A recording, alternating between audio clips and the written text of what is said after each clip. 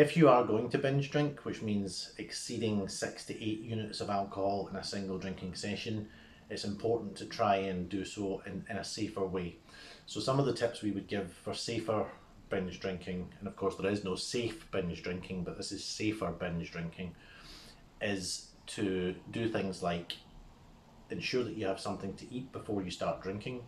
So this will delay how quickly you get drunk, as well as sobering you up more quickly, meaning that your window period when you're more vulnerable to having an accident or being a victim of crime, or more likely to do something daft that you wouldn't normally do, is reduced.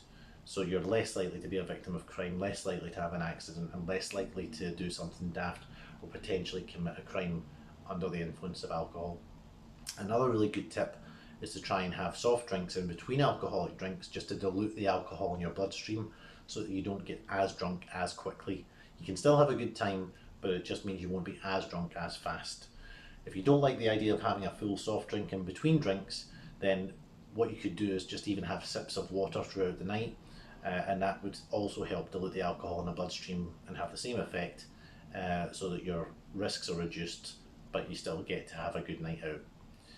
Other things we would recommend are to take a certain amount of money out with you if you're going on a night out, and once that's finished, just go home. And if you are going home after a night out in Glasgow, then try to ensure that you're either with someone or that you get a taxi home, and don't walk home alone if you're drunk. If you walk home alone when you're drunk, you're again more likely to have an accident. If you're on your own, there might not be anyone to help you.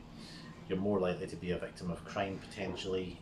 You're more vulnerable to being a victim of crime certainly, and obviously you don't want to have these risks. So try and ensure that you have someone with you, or you get a taxi home at the end of a night out.